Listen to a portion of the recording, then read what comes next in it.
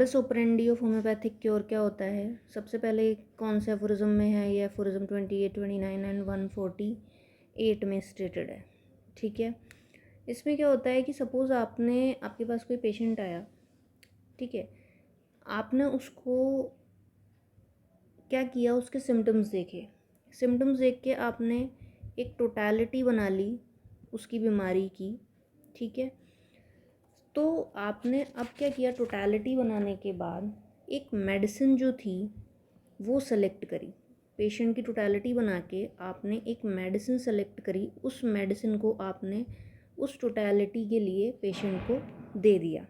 ठीक है, क्राइटेरिया क्या है? It should follow the fundamental laws of the homeopathy, that it should be in the simple single and minimum dose. Okay, तो single medicine आपने दी, minimum dose में दी। ठीक है, आपने उस पेशेंट को उठाकर दे दी। उस मेडिसिन में जो अनकॉमन पिक्यूलियर सिम्टम्स हैं पेशेंट के, अनकॉमन पिक्यूलियर सिम्टम्स हैं पेशेंट के, वो कवर होने चाहिए। ठीक है, अब आपने क्या किया, पेशेंट को मेडिसिन दे दी, तो medicine single simple suitable dose में दी। उसने क्या किया, जो ऑर्गन उसका अफेक्टेड था, ठीक है, या हम ये कह सकते हैं, क्योंकि मेडिसिन जो है हमारे डायनामिकली एक्ट करती हैं। ठीक है, फिर साइन सिम्टम्स प्रोड्यूस होते हैं। जैसे बीमारी है, तो बीमारी क्या करती है, वाइटल फोर्स को ड्रेंज करती है, फिर साइन सिम्टम्स प्रोड्यूस करती है, जिसकी टोटलिटी डिजीज़ बनाती है। तो हमने जो दवाई दी वो भी डायनामिकली काम कर रही है। ठीक है, जो पहले से वाइटल फोर्स बीमार हुआ है उसके ऊपर काम कर रही है। ठीक है, फिर वो क्या कर रही है, वहाँ पे सिमिलर आर्टिफिशियल डिजीज़ प्रोड्यूस कर रही है। Suppose this vital force is already affected with the natural disease. ये वाइटल फोर्स पहले से अफेक्टेड है नेचुरल डिजीज़ से, तो आप जो दवाई दे रहे हो वो दवाई क्या कर रही है, जाके उसी वाइटल फोर्स पे, वहीं पे जाके सिमिलर आर्टिफिशियल डिजीज़ प्रोड्यूस कर रही है। ठीक है, और उन्हीं सेम पार्ट को अफेक्ट कर रही है जहाँ पे पहले से बीमारी है। It produces the similar artificial disease affecting और attacking the same disease part of the body that are already affected. ठीक है, वहाँ पे जाके इसने क्या किया, एक नई बीमारी क्रिएट कर दी। मेडिसिन जो थी वो आपने दे दी, तो उसने एक नई बीमारी साथ में क्रिएट कर दी, जिसको कह दिया आर्टिफिशियल मेडिसिनल डिजीज़। ठीक है, वो आर्टिफिशियल मेडिसिनल डिजीज़ क्रिएट हो गई। ये जो है वो स्ट्रॉन्गर है।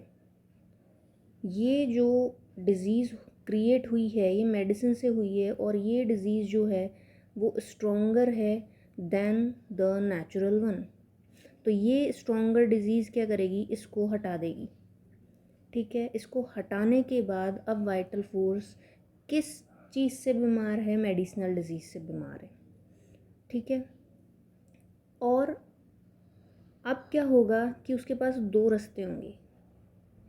एक तो क्या हो कि पहले ही आपने माइन्यूट डोज दी है, या फिर सिंगल सिंपल मिनिमम लॉ को फॉलो करते हुए दी है, तो अपने आप जो है वो डिमिनिश हो जाएगी। एक तो ये कंडीशन होती है।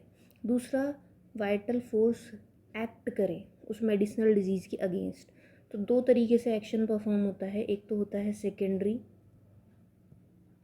काउंटर एक्शन, ठीक है, और एक होता है secondary curative action. So in homeopathy this secondary curative action works, क्योंकि काउंटर एक्शन में एग्जैक्ट अपोजिट कंडीशन प्रोड्यूस करनी पड़ती है, तो इस तरीके से तो होम्योपैथी वर्क करती ही नहीं है। तो सेकेंडरी क्यूरेटिव एक्शन होता है जिसमें क्या होता है कि जो वाइटल फोर्स है वो अपने आप को डिफ्रेंशिएट कर लेता है उस बीमारी से, और फिर जो भी एनर्जी है वो लगा देता है उसको हटाने में। ठीक है, ये होता है secondary curative action. Vital force फिर फ्री हो जाता है दोनों डिजीज़ से, क्योंकि मेडिसिनल डिजीज़ ने तो नेचुरल डिजीज़ को पहले ही भगा दिया। फिर या तो खुद बीमारी हट जाएगी, क्योंकि law of similia simplex minimum follow करके हमने मेडिसिन दी थी, या फिर वो सेकेंडरी क्यूरेटिव एक्शन से खुद उस बीमारी को हटा देगा। So that's the simple explanation of the modus operandi of homeopathic cure. अगर मैं समराइज़ करूँ तो समराइज़ में यही है कि आपके पास कोई पेशेंट आया बीमारी लेकर, आपने उसके टोटलिटी ऑफ सिम्टम्स बनाए और टोटलिटी के बेस पर आपने उसको मेडिसिन दे दी। मेडिसिन जो थी आपने सिंगल सिंपल टर्म्स में दी, और वो मेडिसिन जो थी वो डायनामिकली एक्ट करी, और जो वाइटल फोर्स पहले से नेचुरल डिजीज़ से बीमार था वहाँ पे उसने सेम जगह जाकर जो बीमारी थी वो क्रिएट करी आपकी मेडिसिन ने, ठीक है, जिसे हमने मेडिसिनल डिजीज़ कह दिया। और वो मेडिसिनल डिजीज़ ने क्या किया, नेचुरल डिजीज़ को हटा दिया। फिर अब वाइटल फोर्स जो है वो मेडिसिनल डिजीज़ से अफेक्टेड है।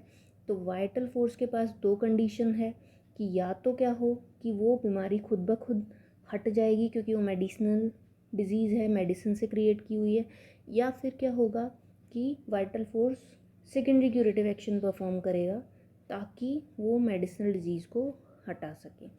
So this is all about the modus operandi of homeopathic cure. I hope now you are all clear about this, and don't forget to write the aphorism numbers.